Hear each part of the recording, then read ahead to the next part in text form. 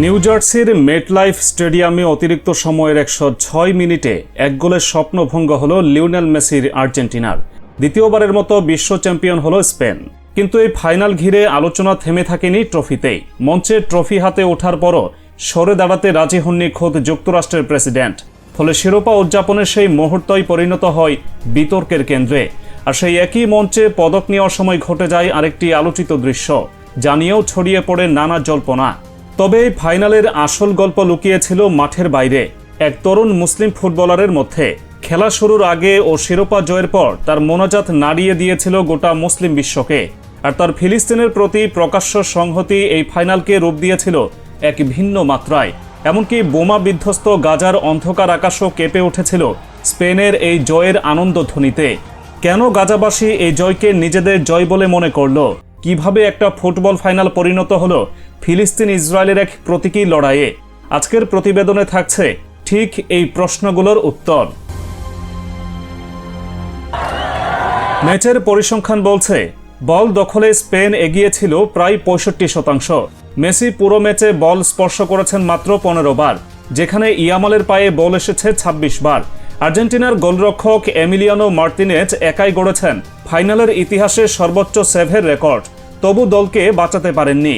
স্পেনের coach Luis de la Fuente হয়ে গেলেন বিশ্বকাপ জেতা সবচেয়ে বেশি বয়সী কোচ।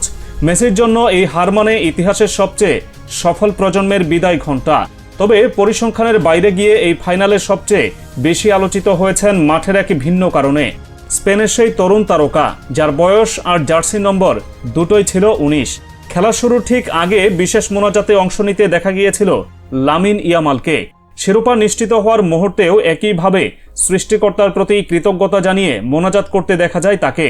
মরক্কোর লারাস শহরের বাবা মনির নাসারাউই এবং ইকুয়েটোরিয়াল গিনির মা শিলা এবানার সন্তান ইয়ামাল বড় হয়েছেন তার দাদির কাছে, যিনি নিজেও মরক্কান এবং ইসলামিক চর্চার সাথে গভীরভাবে সম্পৃক্ত।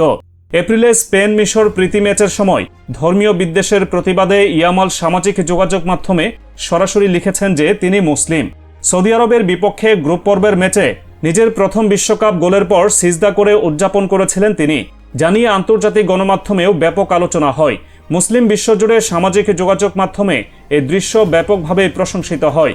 বিশেষ করে সৌদি আরব ও মিশর সহ বিভিন্ন দেশের ভক্তরা তার এই বিশ্বাস প্রকাশকে সাধুবাদ জানান।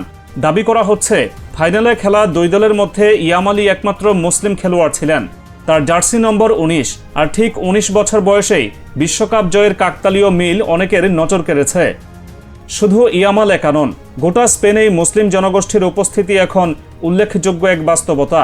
সাম্প্রতিক জনমিতিক গবেষণা বলছে স্পেনে মুসলিম জনসংখ্যা প্রথমবারের মতো 25 লাখের সীমা পেরিয়ে গেছে, যা দেশটির মোট জনসংখ্যার প্রায় 5%। বর্তমানে দেশটির মুসলিম জনগোষ্ঠীর প্রায় 45% স্প্যানিশ নাগরিকত্ব পেয়ে গেছেন।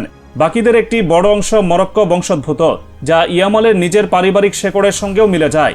এই পরিচয় আর বিশ্বাসের গল্পের পাশাপাশি ফাইনালের রাতে আলোচনায় এসেছে ইয়ামালের পরিবারের আরেকটি আবেগঘন মুহূর্ত।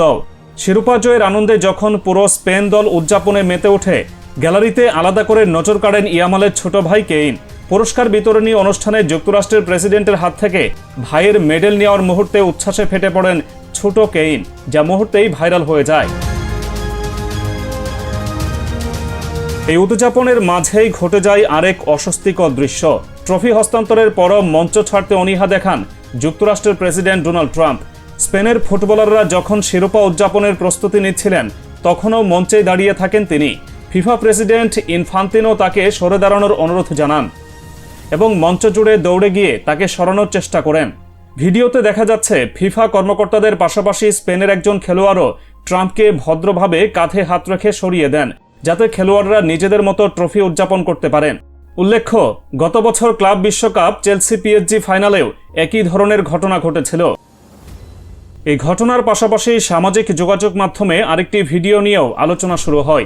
মেডেল গ্রহণের পর ইয়ামাল ট্রাম্পের সঙ্গে হ্যান্ডশেক এড়িয়ে গেছেন বলে দাবি করা হচ্ছে, আর এই দৃশ্য দ্রুত ভাইরাল হয়ে যায়। তবে বিষয়টি নিয়ে বিতর্কও আছে। কিছু ছবি ও ভিডিওতে দেখা যাচ্ছে ফিফা প্রেসিডেন্ট ইনফান্তিনোর উপস্থিতিতে স্বাভাবিক কর্মর্দনী সম্পন্ন হয়েছে। ফলে ইয়ামাল ইচ্ছাকৃতভাবে হ্যান্ডশেক এড়িয়ে গেছেন কিনা তা এখনও নিশ্চিতভাবে বলা যাচ্ছে না।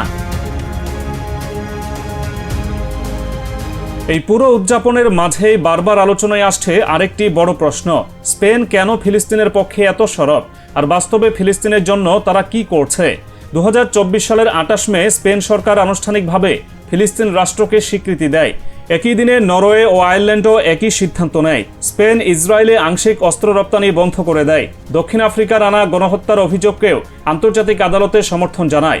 আর পররাষ্ট্রমন্ত্রী ইসরায়েলের সঙ্গে ইইউ এর বাণিজ্য চুক্তি স্থগিতেরও দাবি তোলেন। শুধু মাঠেই নয়, মাঠের বাইরেও ফিলিস্তিনের প্রতি নিজের সংহতি প্রকাশ করেছেন ইয়ামাল। চলতি বছরের 11 মে বার্সেলোনা লা লিগা শিরোপা জয়ের উদযাপনী প্যারেডে খোলা বাসে দাঁড়িয়ে ফিলিস্তিনের পতাকা হাতে উড়িয়েছিলেন তিনি। ইসরায়েলের প্রতিরক্ষা মন্ত্রী তাকে ঘৃণা ছড়ানোর অভিযোগ তুললেও স্পেনের প্রধানমন্ত্রী পেদ্রো সানচেজ প্রকাশ্যে তার পাশে দাঁড়ান। এই ঘটনার কিছুদিন পরই গাজার একটি শরণার্থী শিবিরে ধ্বংসস্তূপের উপর ফিলিস্তিনি শিল্পীরা ইয়ামালের একটি বিশাল দেয়ালচিত্র এঁকে কৃতজ্ঞতা প্রকাশ করেন। আসলে বিশ্বকাপ জুড়েই ফিলিস্তিনের প্রতি সংহতি প্রকাশ পেয়েছে বারবার। বসনিয়া, মরক্কো, তুরস্ক, নরওয়ে সহ 1 ডজনেরও বেশি দেশের সমর্থকরা পুরো টুর্নামেন্ট জুড়েই মাঠে ও রাস্তায় ফিলিস্তিনের পতাকা উড়িয়েছেন এবং ফ্রি ফ্রি প্যালেস্টাইন স্লোগান দিয়েছেন। মরক্কোর সমর্থকরা নিউ ইয়র্কের টাইমস স্কোয়ারে সমবেত হয়ে এই স্লোগান দিয়েছিলেন। বসনিয়ার সমর্থকরা নিজেদের 90-এর দশকের গণহত্যার অভিজ্ঞতার সঙ্গে গাজার পরিস্থিতির মিল খুঁজে পেয়ে একই স্লোগান তুলেছিলেন। ফাইনালের পর স্পেনের বিজয় উৎসবেও এই ধারাবাহিকতা অব্যাহত থাকে। দেশের বিভিন্ন শহরের সমর্থকরা ফিলিস্তিনের পতাকা হাতে নিয়ে ফ্রি ফ্রি প্যালেস্টাইন স্লোগানে রাস্তা মুখরিত করে তোলেন। এই ফাইনালকে ঘিরে রাজনৈতিক মেরুকরণও ছিল স্পষ্ট।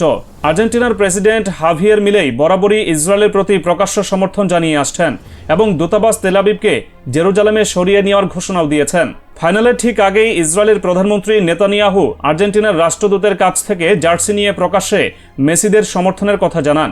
আরেক জরিপে দেখা গেছে প্রায় 38% ইসরায়েলি চেয়েছিলেন আর্জেন্টিনা জিতুক। এই বৈপরীত্যের কারণে পুরো ফিলিস্তিন একাট্টা হয়ে দাঁড়ায় স্পেনের পক্ষে। গাজার এক বাসিন্দা আহমেদ আল বোজম গণমাধ্যমকে জানান তিনি স্পেনের পক্ষে আছেন, কারণ তারা ফিলিস্তিনের পাশে দাঁড়িয়েছে। সাবেক এমএমএ তারকা খাবিব নুরমাগোমেদোভও প্রকাশ্যে স্পেনের পক্ষে অবস্থান নেন।